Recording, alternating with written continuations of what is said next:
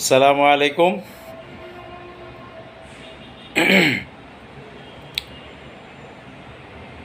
Facebook বন্ধুগণ, আপনারা সবাই কেমন আছেন?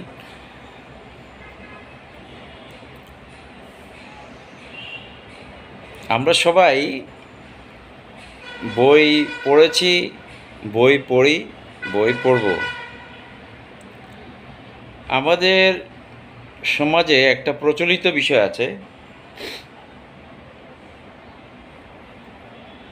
অথবা বিশ্বব্যাপী একটা প্রচলিত বিষয় আছে যে যারা যত বেশি পড়ে তারা তত বেশি জ্ঞানী, অথবা সোসাইটিতে একটা ধারণা বিদ্যমান আছে যে অমুক লোক, সে সারাদিন বই পড়ে, সে খুব জ্ঞানী, সে খুব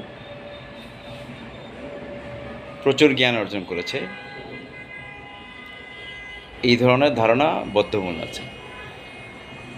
তো সাম্প্রতিক আমাদের দেশের একজন প্রচণ্ড বই পড়ুয়া লোক, তিনি আমাদের দেশে সংগঠিত যে বৈপ্লবিক একটা পরিবর্তন বাংলাদেশে এসছে রিসেন্টলি, এখানে যারা এই বিদ্রোহে অংশগ্রহণ করেছে এর মধ্যে অনেকেই আছে শ্রমিক শ্রেণীর লোক, যারা যে জীবনে কখনো স্কুলের ধারে আশেপাশেও যেতে পারেনি, বই পড়া তো দূরে থাক, এদের অনেকেই আছে। তো ওনার ডক্টর আবদুল্লাহ আবু সাঈদ সম্ভবত ওনার নাম, উনি প্রচুর বই পড়েন, এটা বাংলাদেশে সবাই জানে, উনি প্রচুর বই পড়েন। তো উনি একটা মন্তব্য করলেন যে বিদ্রোহ দুই ধরনের হয়, একটা হয় জঙ্গলি বিদ্রোহ, আর একটা হয় বই দিয়ে পড়ে যে বিদ্রোহ হয় সেটা। তো বই দিয়ে পড়া যে বিদ্রোহ সেটা দীর্ঘস্থায়ী হয়।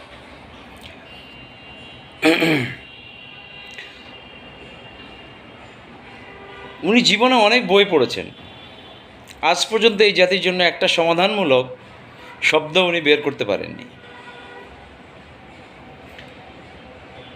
আপনি ধরুন, আপনি 10,000 পৃষ্ঠার একটা কমিউনিজম নিয়ে একটা বই পড়লেন, আবার 10,000 পৃষ্ঠার একটা ক্যাপিটালিজম নিয়ে একটা বই পড়লেন।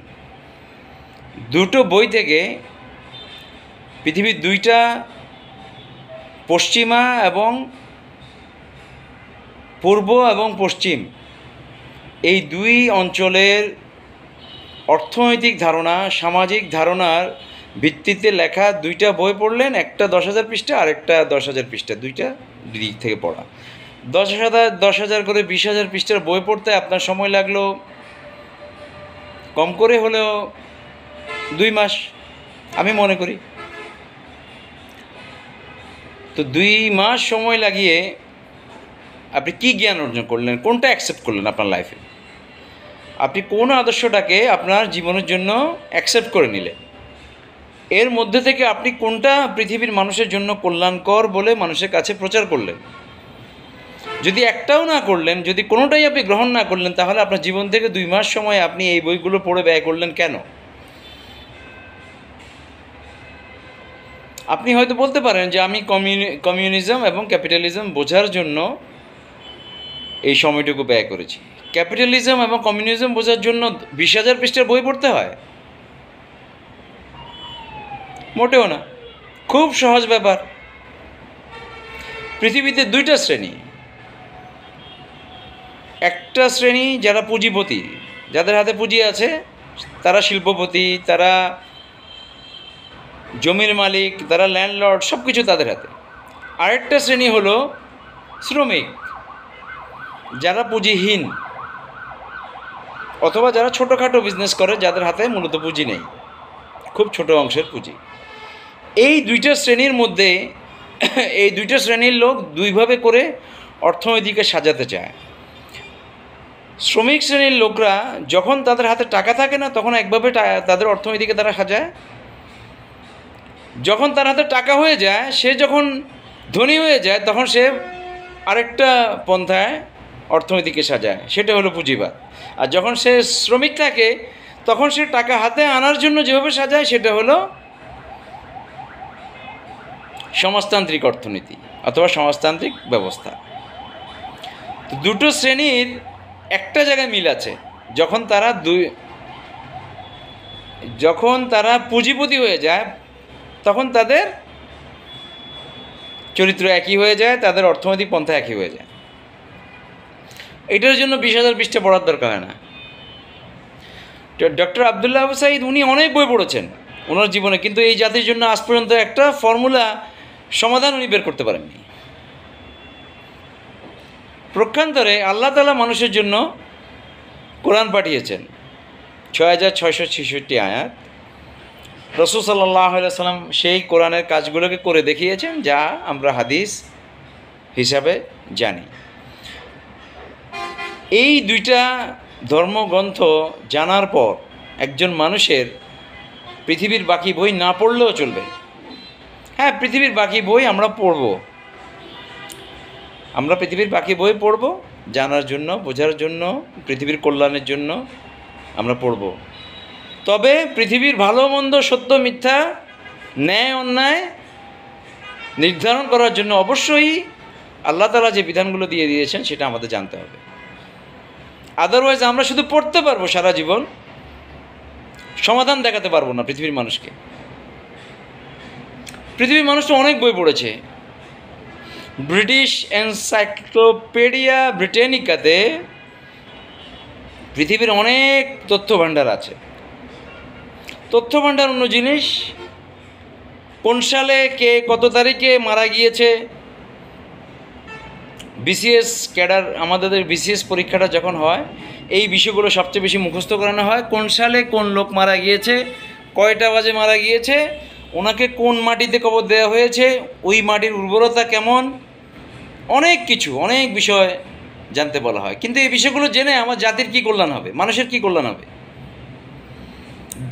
সন তারিখ মুখস্থ করে পৃথিবীর মানুষের কী কল্যাণ হবে? রাসূল সাল্লাল্লাহু আলাইহি সাল্লাম ওনার মতো উত্তম একজন ব্যক্তি, ওনার মারা যাওয়া এবং ওনার বার্থডে যে দিনগুলো লিপিবদ্ধ করে রাখা হয়নি, সাহাবায়ে আজমাইন এই বিষয়গুলো ওনারা কবে মারা গেছেন, কবে বেঁচে ছিলেন, কবে কি করেছেন, এসব কিছু মুখস্থ করে লিপিবদ্ধ করে লেখা হয়নি। কারণ এগুলো কোনো বিষয় নয়। কারণ ওই ব্যক্তিগুলো ওনাদের জীবনকে পরিচালনা করেছেন কোরআন এবং সুন্নাহর উপরে। কোন কবি, কোন মহান বিজ্ঞানী, কোন রাষ্ট্রনেতা কবে মারা গেছে, কত তারিখে বার্থডে হয়েছে, কত তারিখে ওনার বিয়ে হয়েছে, এর উপর পৃথিবীর কী কল্যাণ নির্ভর করবে? এগুলো জানার উপর সন তারিখ মুখস্থ করে আপনি অনেক লিখনই পড়তে পারবেন, উপন্যাস আপনি অনেক পড়তে পারবেন। সে তো উপন্যাস লিখে এমনভাবে যা আপনাকে টেস্ট দেয়, মজা দেয়। আপনি পৃথিবীর মানুষের সত্য পরিস্থিতিগুলো অ্যাড্রেস করতে করতেই তো আপনার জীবন চলে যাবে। সেই জায়গায় আরেকজনের লেখা একটা উপন্যাস যা মিথ্যা রূপক অর্থে লেখা, অনেক বিষয় দিয়ে ভরা। আপনি বাংলা সাহিত্য শিখতে চান, বাংলা শব্দ শিখতে চান, এই জন্য আপনি বাংলার কোনো বই পড়ুন, গ্রামার পড়ুন, বাংলা শব্দকোষ পড়ুন। অমুকের লেখা, আমি তো সমরেশ মজুমদারের বই পড়েছি, আমি তো রবীন্দ্রনাথের বই পড়েছি, এসব বলে অহংকার করা আর কতকাল? কি সমাধান পৃথিবীর মানুষের জন্য আপনারা দিতে পেরেছেন? আপনার বই পড়া দিয়ে আপনি মানুষকে কয়টা সমস্যার সমাধান দিতে পেরেছেন? কে আপনার কাছ থেকে সমাধান নিয়েছে? কে? আমাকে দেখান 2-4 জন। আপনাদের লেখা বইগুলো আপনারাই সংস্করণ করেন প্রতি বছর। আপনার লেখা বই আপনি যখন সংস্কার করতে হয় প্রতি বছর, সেই বই থেকে মানুষের কল্যাণ আসবে কি?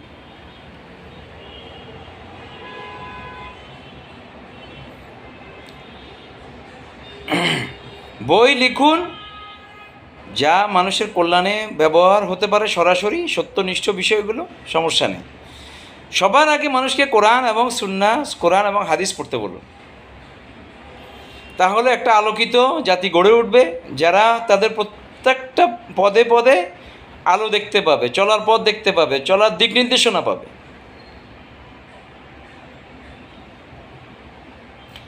আজ পর্যন্ত আমরা আমাদের মানুষগুলো জুলুম কোন জিনিসকে বলে আমরা সেটা বুঝতে পারিনি। আল্লাহ তাআলা কোরআনে যতগুলো বিষয় এসছে, যতগুলো কঠোর শাস্তির বিধান এসছে, এই ক্ষেত্রে সবচেয়ে কঠোরতা আল্লাহ তাআলা অবলম্বন করেছে যে সুদ খায়, সুদ দেয়, সুদ সাক্ষী হয়, কোনো না কোনোভাবে সে সুদের সাথে সম্পৃক্ত থাকে, তাদের ব্যাপারে আল্লাহ সবচেয়ে শক্ত অবস্থানে গেছেন। আল্লাহ বলেছেন যে সুদের বকেয়া তোমরা পরিত্যাগ করো, যদি না হয় আমি এবং আমার রাসূলের সাথে যুদ্ধের জন্য প্রস্তুত হও। সুদ কি পৃথিবীতে প্রতিষ্ঠিত থাকতে পেরেছে? সুদ পৃথিবীতে বারবার মুখ থুবড়ে পড়েছে, যত ফরমেশনে আসার চেষ্টা করেছে। রিসেন্টলি বর্তমান যে ফায়াট মানি, বর্তমান যে ভার্চুয়াল কারেন্সি, আজকে যে ফাইন্যান্সিয়াল সিস্টেম, সেটাও তো শেষ হয়ে গেছে। আপনারা হয়তো জানেন না, আপনারা হয়তো বুঝতে পারছেন না। যারা বুঝতে পারছেন না তারা আবেগে আছেন। আপনারা আবেগ দিয়ে তো পৃথিবী চলবে না। পৃথিবীর এই ফাইন্যান্সিয়াল সিস্টেমটা কীভাবে চলে খোঁজখবর নিন, এটা শেষ হয়ে গেছে। ডক্টর ইউনূসের মতো একজন অর্থনীতিবিদ এটা স্বীকার করেছেন, ওনার কাছ থেকে জেনে নিন, আমার কথা বিশ্বাস না হলে।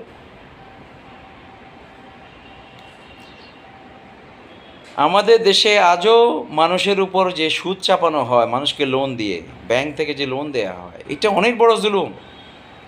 একটা মানুষ রিক্ত হস্ত হয়ে আপনার কাছে আসে, আপনি তাকে লোন দিচ্ছেন, তার কাছ থেকে আরও বাড়তি টাকা আদায় করছেন, এটা জুলুম। একটা ব্যবসায়ী ব্যবসা করছে, তার উপর আপনি ট্যাক্স আরোপ করছেন, এটা জুলুম। তার উপর আপনি ভ্যাট আরোপ করছেন একজন ক্রেতার উপরে, এটা জুলুম। এইটা যারা এই দেশে, বাংলাদেশে বিগত সময় যারা রাষ্ট্রকে লুটেপুটে খেয়েছে, এটা তাদেরই কাজ, তাদেরই সিস্টেম। একজন লোক রাষ্ট্রে শুধুমাত্র জাকাত দিবে, সেই জাকাত দরিদ্র মানুষের মধ্যে 8টা খাতে বন্টন করতে হয়। একটা রাষ্ট্রের লোক যখন অভাবগ্রস্ত, আপনি তাকে লোন দিয়ে তার কাছ থেকে জুলুম করে আরও বাড়তি টাকা আদায় করছেন।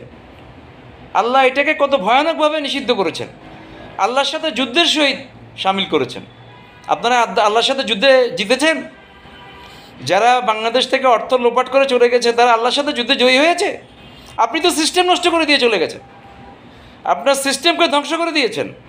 আল্লাহ আপনার হাতেই আপনার সিস্টেমকে ধ্বংস করে দিয়েছেন।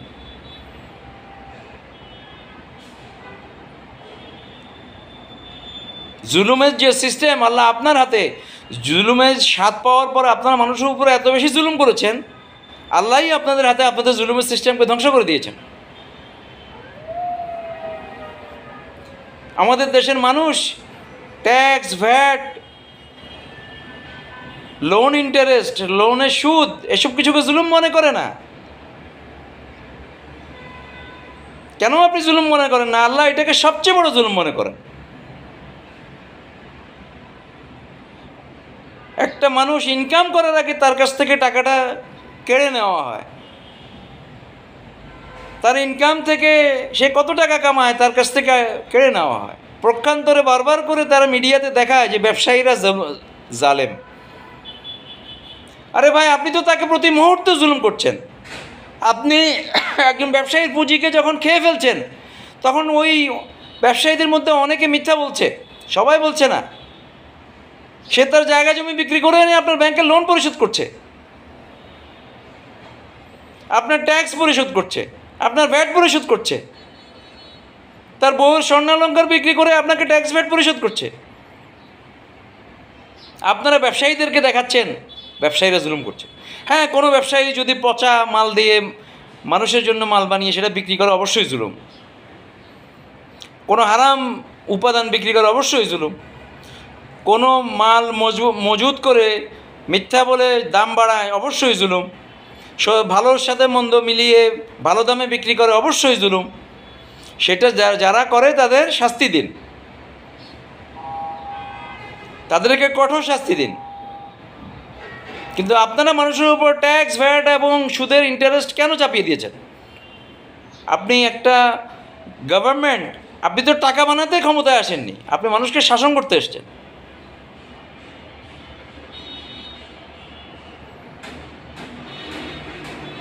পৃথিবীর যে কোনো আইন, পৃথিবীর জঙ্গলে বসবাসকারী যারা আদিবাসী যারা, তাদেরও কিছু নিজস্ব আইন আছে। তারা তাদের নিজস্ব আইনে তাদের লোকদেরকে শাস্তি দেয়। এই শাস্তি দেওয়ার নামটাই হলো শাসন, এটাই হলো রুলিং। আপনারা কাকে শাস্তি দিচ্ছেন? এই দেশের অর্থ যারা লোপাট করেছে তাদের আপনারা শাস্তি দিচ্ছেন? ডাকাতদেরকে আপনারা শাস্তি দিচ্ছেন? আল্লাহ তাআলা শাস্তির যে সকল বিধান রেখেছেন, সে সকল বিধান দিয়ে সৌদি আরবে, আরব রাষ্ট্রগুলোতে যে কঠোর বিধান আছে, ওই সকল কঠোর বিধানগুলো দিয়ে, কঠোর আইনগুলো দিয়ে এদের শাস্তি দিন। আপনি কঠোর আইনে তাদেরকে শাস্তি দিতে পারলেই আপনি শাসক। আপনি বরং তাদের সুযোগ করে দেন কালো টাকা সাদা করার। কত বড় অন্যায়! কাদের উপর জুলুম করছেন?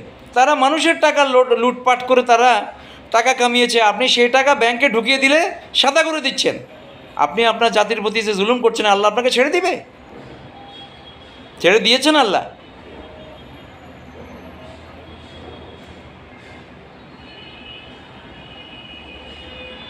মানুষের উপর থেকে জুলুমের হাতগুলো, মানুষের উপর যত ধরনের জুলুম আছে সব কিছু থেকে আপনারা আপনাদের হাতগুলোকে সরিয়ে নিন, ইনসাফ প্রতিষ্ঠা করুন।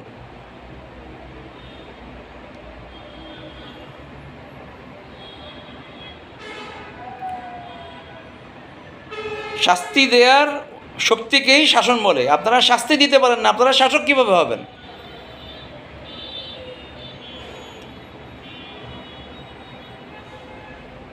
শাসক হতে হলে শাস্তি দিন, কঠোর শাস্তি দিন। তারা যদি আইনের ফাঁকফোকর দিয়ে পার হয়ে যায়, ওই ধরনের আইন রাখবেন না। আল্লাহ তাআলা যেভাবে করে শাস্তি দিতে বলেছে সেভাবে শাস্তি দিন। আরব রাষ্ট্রগুলোর মতো করে শাস্তি দিন। দেখবেন দেশ চকচক করবে, পরিচ্ছন্ন হয়ে যাবে। যে সকল সরকারি কর্মকর্তারা এখন ঘুষ খেতে কষ্ট হচ্ছে, তারা কাজ করছে না, তাদের সামনে কঠোর শাস্তি দিয়ে দিন। তার বাবাও কাজ করবে, তার বাবা, ছেলে, তার 14 গোষ্ঠী কাজ করবে। কঠোর শাস্তি আগে দিয়ে দেখুন।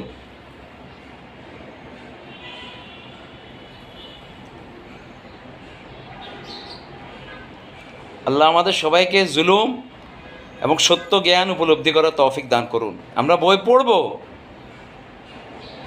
তবে সব বই পড়ব না। আমি যা বিশ্বাস করি, যাহা কিছু পৃথিবীর জন্য কল্যাণকর, সেই বই পড়ব। সব বই আমি পড়ব না। ইনশাআল্লাহ আবার দেখা হবে ভাই। আসসালামু আলাইকুম।